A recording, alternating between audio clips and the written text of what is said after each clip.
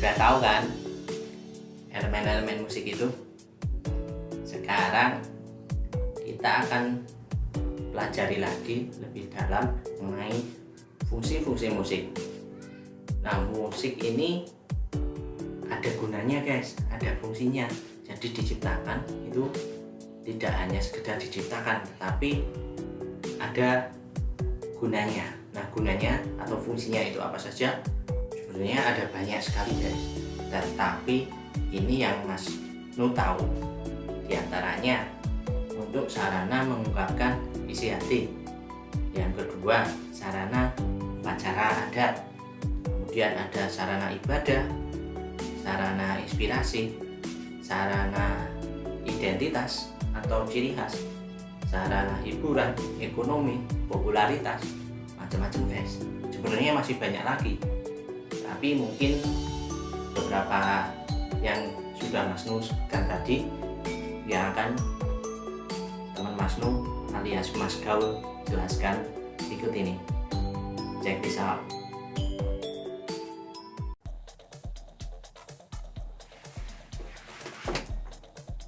Oke guys, sekarang gue akan ngejelasin fungsi musik guys. Ada begitu banyak fungsi atau kegunaan dari sebuah musik. Di sini gue akan ngejelasin fungsi-fungsi yang mungkin berada dekat dalam kehidupan kita guys. Yang pertama, musik berfungsi sebagai pengungkapan isi hati. Isi hati di sini yang dimaksud adalah isi hati pencipta guys. Biasanya pencipta akan mengungkapkan isi hati lewat musik guys. Pencipta lagu, dia lagi senang bikin lagu, dia lagi sedih bikin lagu, dia lagi gembira bikin, dia lagi galau bikin lagu. Mengungkapkan isi hati di sini jangan kalian anggap sempit guys. Bukan hanya cowok ke cewek atau cewek ke cowok, tetapi mengungkapkan isi hati di sini bisa saja manusia pada Tuhan, manusia pada sesama, manusia pada makhluk hidup yang lain. Itu sarana mengungkapkan isi hati. Kemudian yang kedua guys, dulu musik juga digunakan untuk sarana upacara adat guys. Upacara adat atau ritual, biasanya suku-suku tertentu di Indonesia guys akan menggunakan musik sebagai sarana upacara adat. Di Bali kalian tahu bagaimana musik digunakan untuk sarana upacara adat. Kemudian fungsi yang selanjutnya adalah sebagai sarana ibadah. Kalian tahu beberapa agama menggunakan musik untuk beribadah atau menggunakan musik dalam tata ibadahnya. Entah itu agama Kristiani, agama Katolik, agama Muslim, Hindu, Buddha, Konghucu, dan lain sebagainya. Ada beberapa agama yang menggunakan musik sebagai sarana ibadah. Kemudian selanjutnya sarana identitas atau ciri khas. Maksudnya gimana guys? Maksudnya adalah lo bisa tahu ini Indonesia ketika lo mendengar lagu Indonesia Raya. Lo bisa tahu ini Jawa ketika lo mendengar lagu Suwe Ora Jamu. Lo bisa tahu ini sekolah A, sekolah B ketika lo dengar mars lagu sekolah tersebut. Itu maksudnya musik digunakan sebagai ciri khas atau identitas. Ada lagu-lagu yang sengaja diciptakan sebagai identitas instansi atau tempat tertentu atau daerah tertentu atau negara. Itu sarana identitas atau ciri khas. Kemudian musik berkembang lagi menjadi sarana hiburan, guys. Kalian lagi suntuk, habis putus, broken heart,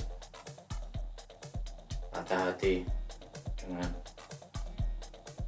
pasangan kalian, lalu kalian dengar musik untuk menghibur sini, malah tanpa patah hatinya. Nah, itu untuk hiburan. Kalian lagi suntuk nonton konser, tapi ini pandemi, gak bisa live, nonton konsernya lewat channel tertentu saja atau lewat televisi. Itu sebagai hiburan, guys. Kemudian musik berkembang lagi sebagai sarana ekonomi, guys. Orang ngamen dapat uang, ngamen di bis, ngamen di jalan, ngamen di mall, ngamen di hotel, ngamen di rumah sakit. Jangan salah, guys, sekarang musik sudah berkembang. Ngamen di YouTube, semuanya bisa, orang dapat ekonominya. Itu sarana ekonomi. Orang bikin lagu dapat uang,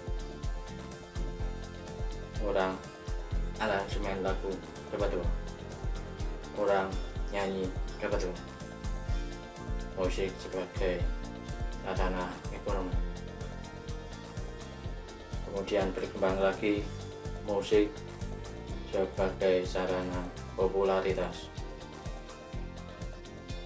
Akhir-akhir ini banyak orang menggunakan musik sebagai sarana popularitas, guys.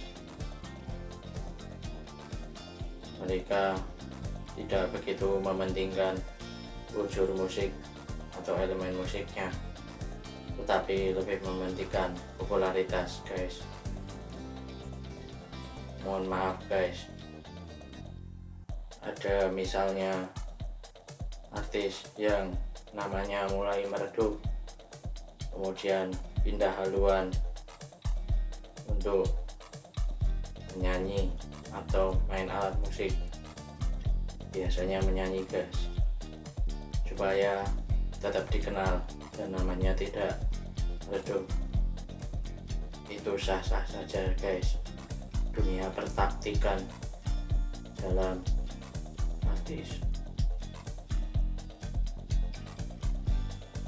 bukan per-tiktokan tapi pertaktikan. Oke, do you understand, guys? Yang penting famous, terkenal, itu sarana popularitas. Sebenarnya masih banyak lagi fungsi-fungsi musik, tetapi mungkin hanya itu yang bisa gue jelasin, karena yang paling dekat dengan kehidupan kita atau mungkin kita pernah merasakan. Kembali ke Mas Nun.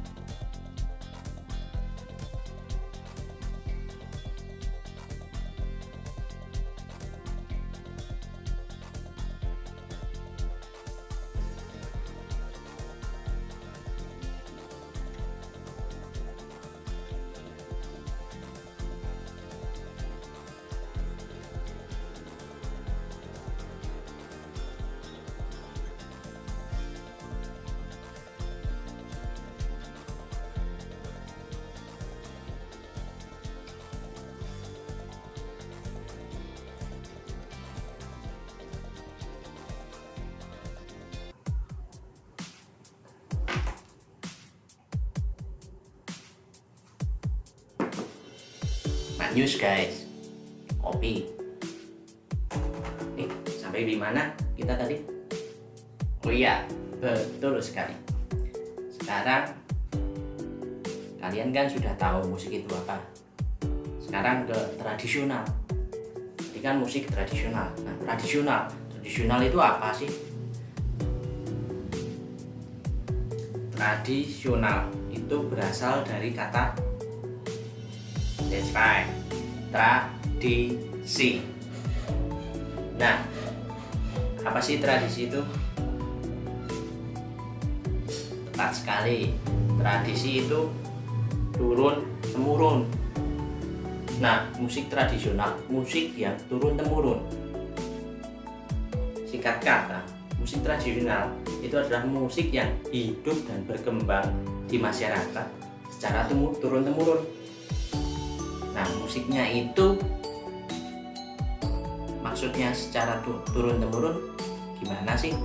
Maksudnya, jadi misalnya dari nenek moyang kita membuat musik diturunkan ke nenek kita, ke orang tua kita, ke kita, ke anak kita, ke cucu kita, ke cicit kita, dan selanjutnya sampai musik itu masih hidup atau masih ada sampai sekarang.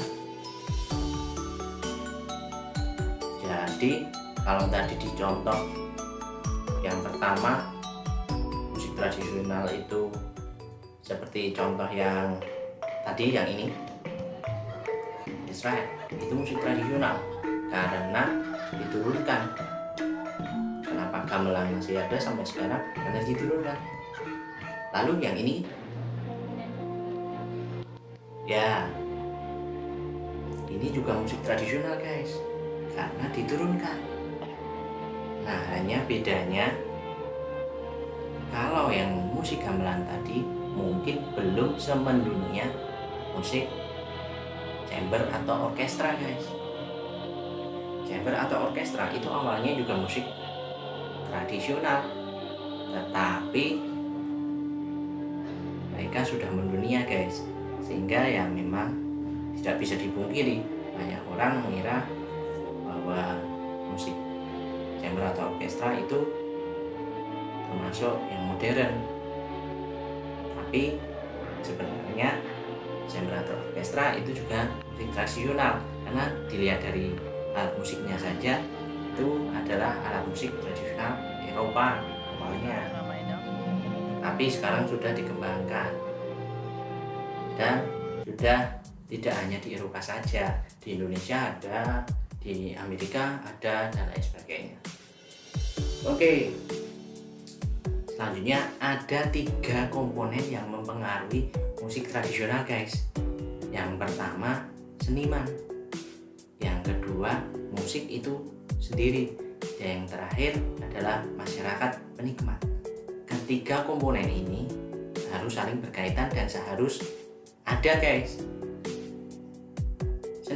Seniman ini adalah penciptanya yang bikin musik tradisionalnya. Kemudian yang kedua, musik itu sendiri. Nah, ini adalah hasil bikinan si seniman itu tadi. Dan yang terakhir, masyarakat penikmat. Masyarakat penikmat itu adalah pengapresiasi musik itu.